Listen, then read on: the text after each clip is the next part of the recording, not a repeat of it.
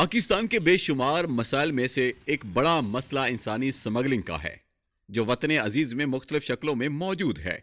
Donkey انسانی smuggling کی سب سے بھیانک قسم ہے، جس کے ذریعے ہر سال سینکڑوں پاکستانی اپنی جانیں گنوا بیٹھتے ہیں۔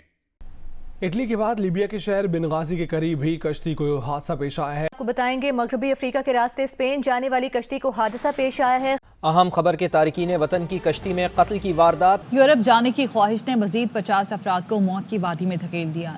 آج کی اس ویڈیو میں ہم انسانی سمگلنگ کے مختلف صورتوں، وجوہات اور اس کی روک تھام کے لیے اقدامات پر بات کریں گے۔ اس کے ساتھ ساتھ ناظرین کو ڈنکی سے متعلق بھی بتائیں گے کہ نوجوان بہتر مستقبل کے لیے کیسے ڈنکی لگا کر ترقی یافتہ ممالک جانے کی کوشش کرتے ہیں اور اپنی جانیں شدید مشکل میں ڈال لیتے ہیں۔ ناظرین، جبری مشقت، جنسی استحصال اور غیر قانونی امیگریشن جیسے مسائل انسانی سمگلنگ کی ہی مختلف صورتیں ہیں۔ یہ مسئلہ نہ صرف ملکی سطح پر بلکہ بین الاقوامی سطح پر بھی سنگین نتائج کا باعث بن رہا ہے۔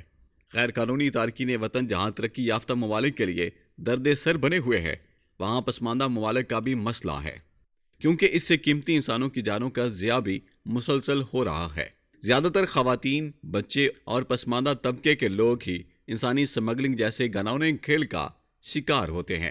پاکستان میں جبری مشقت انسانی سمگلنگ کی سب سے عام شکل ہے، خصوصاً زراعت، اینٹوں کے بھٹے اور قالین سازی کی صنعتوں میں لوگوں کو قرضوں کے بدلے کام کرنے پر مجبور کیا جاتا ہے۔ مزدوروں کو ان کے بنیادی حقوق سے محروم رکھا جاتا ہے اور ان پر دباؤ ڈالا جاتا ہے۔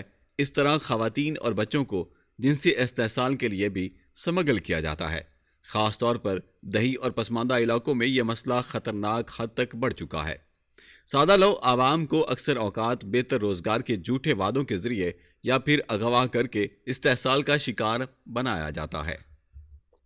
بچوں کو بھیک مانگنے، چائلڈ لیبر اور دیگر غیر قانونی کاموں کے لیے بھی سمگل کیا جاتا ہے۔ یہاں یہ بات قابل ذکر ہے کہ بچوں کو ان کاموں کے لیے صرف اغوا ہی نہیں کیا جاتا، بلکہ انہیں ان کے خاندانوں سے خرید کر بساط سے زیادہ مشقت والے کام کروائے جاتے ہیں اور باقاعدہ تشدد کے ذریعے ان کی ٹریننگ کی جاتی ہے۔ اس کے علاوہ غیر قانونی امیگریشن بھی پاکستان کا ایک سنگین مسئلہ ہے۔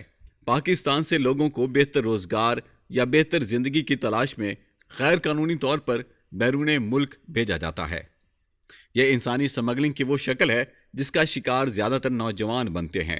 مہنگائی و بے روزگاری سے تنگ نوجوان ایجنٹس کی باتوں میں آ کر غیر قانونی طور پر خلیجی ممالک اور امریکہ کی جانب نکل پڑتے ہیں اور بعد میں بدترین حالت میں زندگی گزارنے پر مجبور ہوتے ہیں۔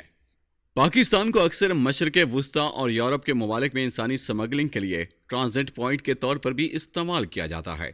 اس ضمن میں افغان مہاجرین اور دیگر پناہ گزینوں کو غیر قانونی طریقے سے پاکستان کے ذریعے دوسرے ممالک میں لے جایا جاتا ہے۔ پاکستان میں عام طور پر غیر قانونی طریقے سے بیرون ملک سفر کرنے یا غیر قانونی امیگریشن کے لیے ڈنکی کی اصطلاح استعمال ہوتی ہے۔ یہ لفظ خاص طور پر ان افراد کے لیے استعمال ہوتا ہے جو بہتر معاشی مواقع کی تلاش میں خطرناک اور غیر قانونی طریقوں سے دوسرے ممالک میں جانے کی کوشش کرتے ہیں۔ اگر ڈنکی کے لیے استعمال ہونے والے مختلف طریقوں کی بات کی جائے تو انسانی سمگلر یا ایجنٹ کو عام طور پر ڈنکی ماسٹر کہا جاتا ہے، جو لوگوں کو بہتر روزگار یا زندگی کے خواب دکھا کر غیر قانونی طریقے سے دوسرے ممالک میں بھیجتے ہیں۔ یہ افراد غیر قانونی طور پر زمینی اور سمندری راستوں کے ذریعے سفر کرتے ہیں اور اکثر یہ سفر انتہائی خطرناک اور غیر محفوظ ہوتا ہے۔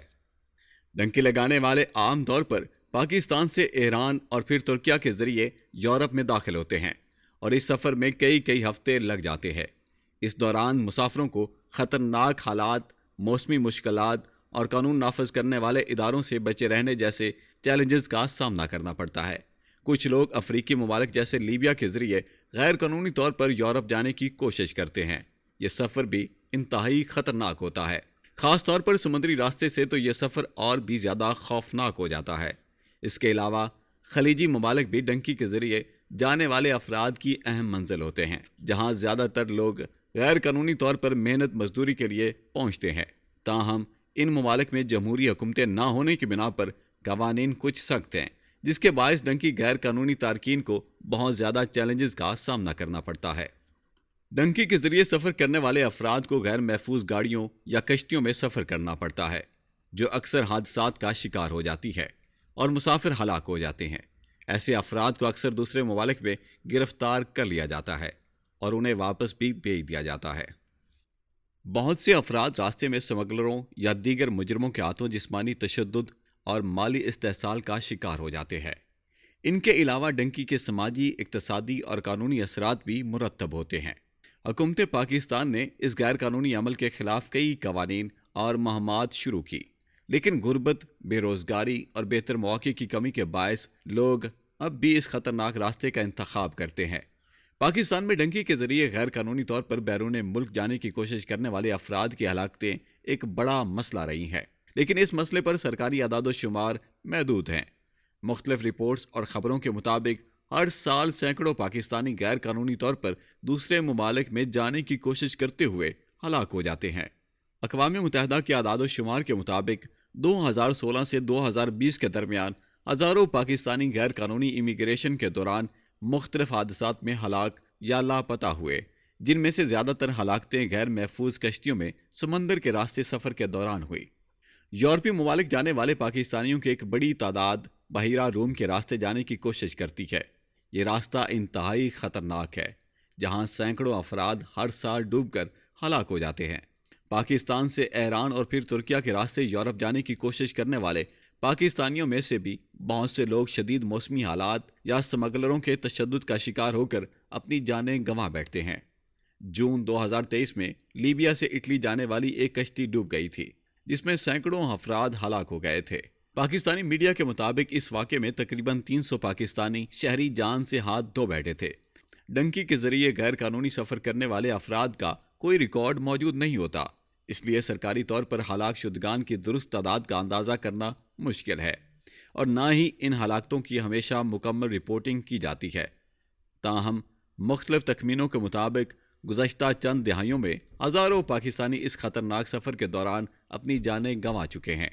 اس حوالے سے انسانی حقوق کی تنظیموں اور NGOs کا کہنا ہے کہ یہ ہلاکتیں زیادہ تر سمگلروں کی طرف سے کیے گئے دھوکے اور خطرناک راستوں کی وجہ سے ہوتی ہے۔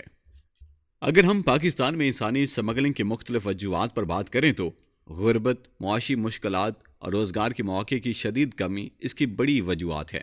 انہی مسائل کی وجہ سے لوگ سمگلروں کے جانسے میں آ جاتے ہیں۔ اس کے علاوہ تعلیم و شعور کی کمی بھی انسانی سمگلنگ کے فروغ کا باعث بنتی ہے۔ لوگ بہتر مواقع کے جھوٹے وعدوں پر یقین کر کے اپنے اور اپنے بچوں کے مستقبل کو خطرے میں ڈال دیتے ہیں۔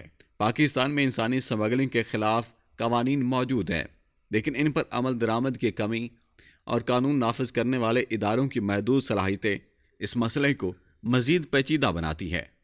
پاکستانی حکومت نے انسانی سمگلنگ کے خلاف مختلف قوانین اور پالیسیاں نافذ کر رکھی ہیں، جیسا کہ prevention of trafficking in persons act 2018، جس کا مقصد انسانی سمگلنگ کو روکنا اور اس کے خلاف سخت اقدامات کرنا ہے۔ اس کے علاوہ حکومت نے FIA اور دیگر اداروں کے ذریعے بھی انسانی سمگلنگ کے خلاف مہمات کا آغاز کر رکھا ہے۔ حکومتی ادارے اور NGOs وسائل کی کمی کے باعث انسانی سمگلنگ کے متاثرین کی مدد نہیں کر پاتے۔ قانون نافذ کرنے والے اداروں میں بدعنوانی بھی انسانی سمگلنگ کے خلاف جنگ میں بڑی رکاوٹ ہے، جبکہ ایسے جرائم میں ملوث مجرموں کو کم سزائیں ملنا اور مقدمات میں تاخیر بھی اس مسئلے کو بڑھاوا دیتی ہے۔ پاکستان میں انسانی سمگلنگ ایک پیچیدہ اور سنگین مسئلہ ہے، جس کا مقابلہ کرنے کے لیے حکومت، قانون نافذ کرنے والے اداروں اور سول سوسائٹی کو مشترکہ اقدامات کرنے کی ضرورت ہے۔ عوامی شعور کو بڑھانا، قوانین پر سختی سے عمل درآمد کرنا اور انسانی سمگلنگ کے متاثرین کو مدد فراہم کرنا اس مسئلے کا حل ہو سکتا ہے۔ ناظرین، یہ تھی ہماری آج کی ویڈیو۔